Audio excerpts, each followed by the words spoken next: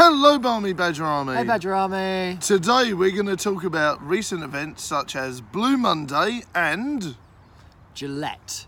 the best a Annoying man can everyone. get. Yes.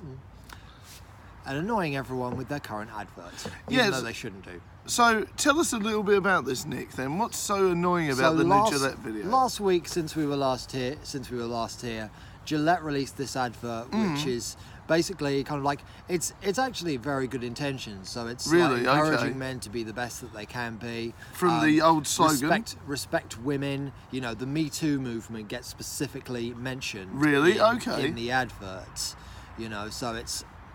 You know, it's also about kind of like trying not to solve everything with fights, you know. Yeah, which is obvious, and just saying boys will be boys all the time. Right, okay, yeah. know, So so- they're literally switching their brand. Their brand has done a full 180 then. Well, to be honest, wouldn't say it was a full 180, but it's just kind of like it's more of a focus on social issues. Okay. Rather than just watch this Yeah. blade glide across my face so easily. Yeah, I know what you're saying, because to divert slightly, you remember the 90s tampon adverts, where it was literally just women swimming and stuff.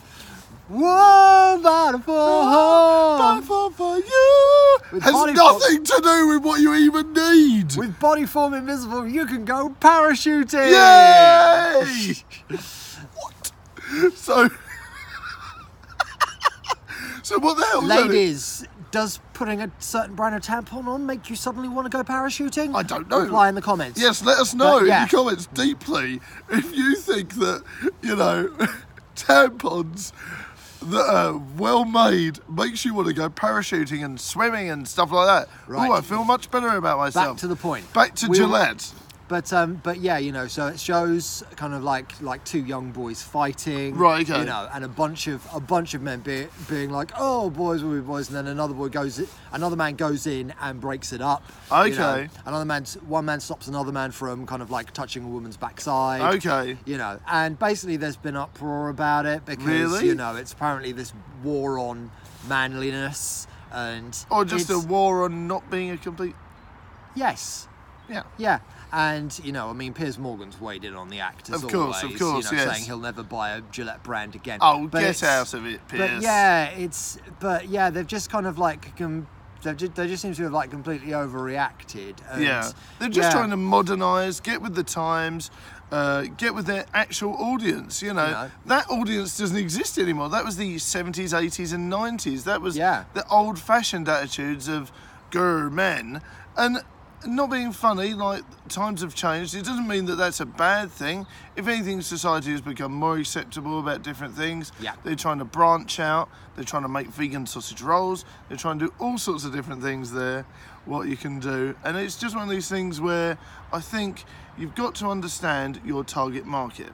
They might have gone a bit overboard, and it does feel like a quick 180. I know you're not sure about that, but to me it does feel like a big 180. Yeah, it's more a different angle than a 180, but I can see your point. Yeah, but it just seems like, you know, a different angle, a different angle and a different perspective is probably what's needed. They've probably done years of market research on this. They're not rushed into this. This isn't like a thing, bang. They've probably realised that their market's changed and they need to modernise. I mean, whether or not the video was appropriate or it was a bit sledgehammer-esque is a different thing. Do you think it was a bit over the top, Nick? Was the video extremely over the top? I don't know. I mean, over the top maybe isn't the right way to look at it. It's quite a long commercial. Okay. It's it's at least like a minute and a half, 2 minutes long. Right. So that's actually quite long for a quick commercial. Yeah, it's a lot to take in. I mean, it might be more as a viral rather than a TV advert. Okay, right, I get you.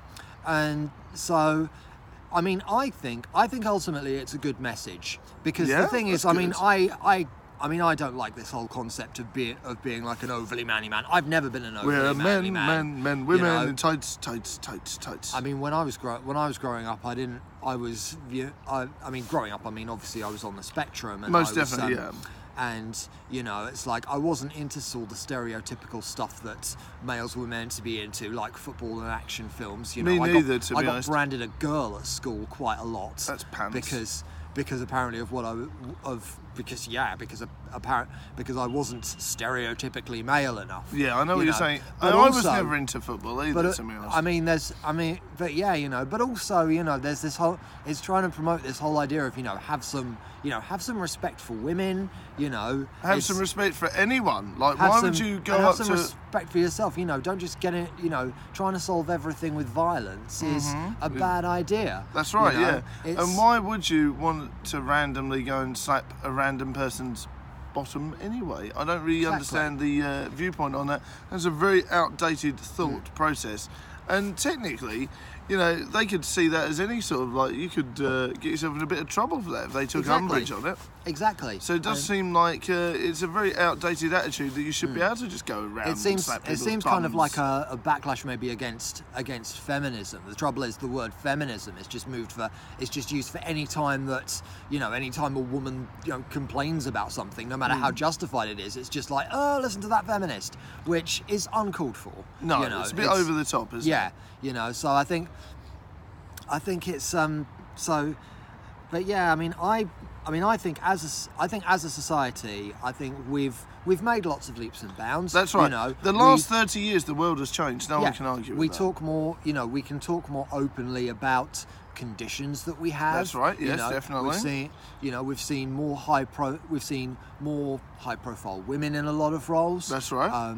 The profile of transgender and non-binary people has gone up as well. That's right. Yeah. Definitely. And there's and I just like that, we're rebelling against stereotypes. I mean, exactly, I've never been into a lot of stereotypical male things. That's I remember once telling a colleague that when the World Cup was on, that I actually hate football, and his reaction was, "What kind of man are you?" Really?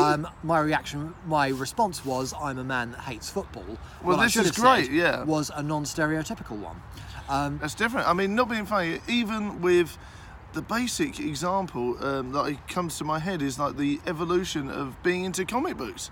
If you're into comic books now, it's considered cool and hip to be interested in Marvel and DC and all that sort of stuff. You rewind back to when I was a child, when I was hiding in the library for fear of people taking the mickey out of me because I was reading Spawn issue 5. Do you know what I'm saying? How old were you at this stage? 16. 16, yeah. So I'm just saying, like, the world has changed a lot very quickly. The attitude towards comic books has changed quickly. The attitude towards anything. And I think that's great. The world has moved very fast. And I think that's great that the world has changed in a lot of good ways, I think. And I think perhaps Gillette are on the right path, but they might have done it slightly wrong. They may have gone a bit over the top. Maybe people need to be drip-fed ideas. They need to be drip-fed different things, not slammed into, because I think that might be why people are taking umbrage, because they've gone from one extreme to the other. So they need to be careful with that, Obviously, if they'd have started changing it slightly, I think it might have been good. And I think, was it meant to be a parody? Things like that? I don't know, because you can look at it on lots of different angles, really, with that sort of thing. But I think, if they'd have drip-fed the ideas in, it would have been much better. So, well done to them for daring to do that. Exactly, it's such a big company. Well done for them. It's good that they're trying to evoke positive change. Most definitely. And I think when we look back in the 90s, they thought we'd all have like flying cars by now. Exactly, which is insane. We obviously we don't. Obviously we've worked out that trying to get a car to fly is actually scientifically quite difficult. Don't you know I've got a flying car? Oh, listen to you.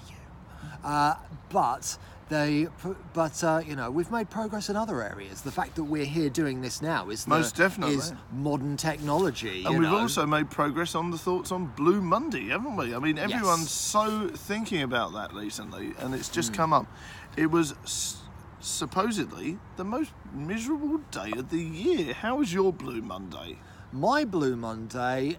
It got off to a not great start because I was trying to get on a train to Chelmsford and it got cancelled. Well, that can't be awesome. But I then went to a networking event with for networking. Oh, that's cool.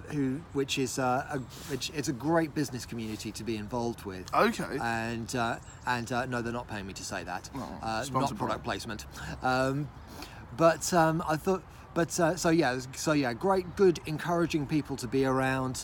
And what did I do after that? And then I went to do a spinning class. Very interesting. You went to do a spinning class. Yes, well, that's good for you. Going by the fact that I think my knees were still recovering from leg day the previous day, I had to take it easy. Very good. Yeah, so good. I went out and did stuff that interested me, and I think it was a better day for it. Yeah, that's great. I mean, my day was pretty normal, really. But I wouldn't say there was anything bad that happened during that, inherently bad. I mean, I only knew it was Blue Monday because Nick and the boss told me about it. I was like, we're near the end of the month. February's in sight. The true start to the new year comes up. Everyone's paid off all their Christmas debts, all that sort of thing. February in my book is the real start after Christmas because you've paid off all your debts from from New Year's and Christmas, and then you can have a fresh start monetary-wise then. And my viewpoint on it is I'm quite near the end of the month, and it's nearly payday, and we're all quite happy about that. So if anything, I was actually quite upbeat because I was like, it's nearly February, and we've nearly got rid of all the boring debts and things like that. This is actually one of the later times of the year that it's considered to be Blue Monday. Really? Okay. Because the past few years it's been like the middle of January. Oh, okay. Yes. Well, yes. I can understand. More of the month to go. Yes. But obviously here it's a week and a half. So do you understand why it changes then? I think it just does kind of like, because it's not going to be that kind of like, it won't be kind of like beyond, it won't be any earlier than the middle of January. Right, yes. So, I mean, last year it was the 15th of January. This year it was the 21st, so I don't think it's going to be any later than that. Oh, okay, that's interesting. So, yeah, it's something like the third Monday. So yeah, it's when kind of like because maybe fewer people are catching up with their New Year's resolutions, and Christmas still feels like a long time ago.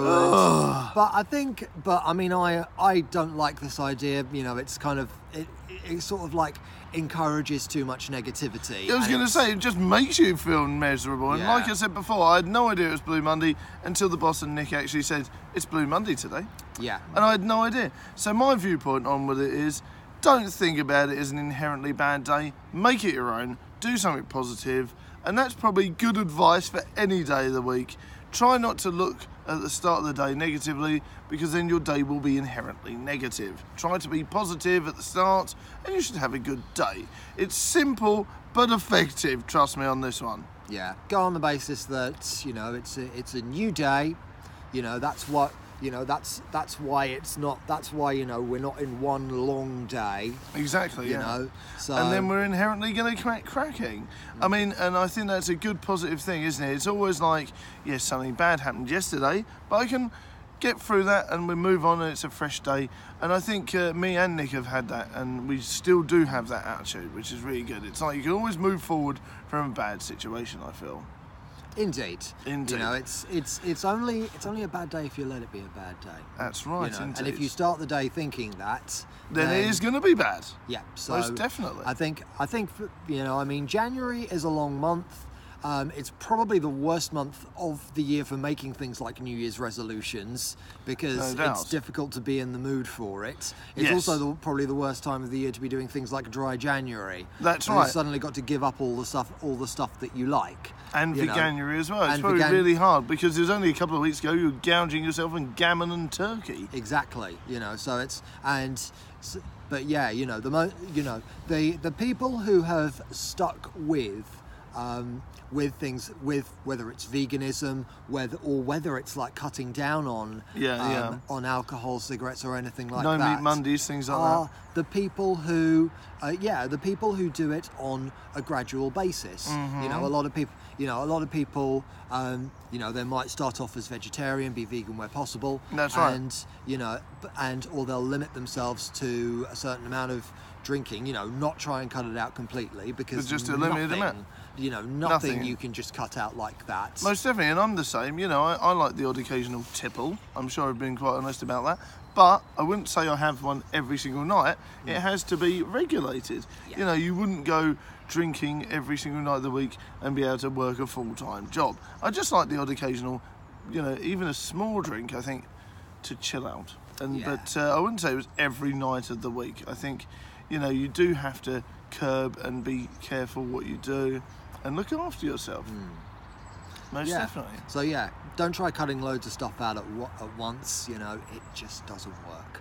So yeah, take it as a process. You know, it's not New Year, new me. It's New Year, progressing me. I love that idea. You know, and on that positive note, Nick, I think we've ran out of time, dear. We have. So thank you very much, everyone, for joining the Badger, and of course my good buddy, Mr. Nick.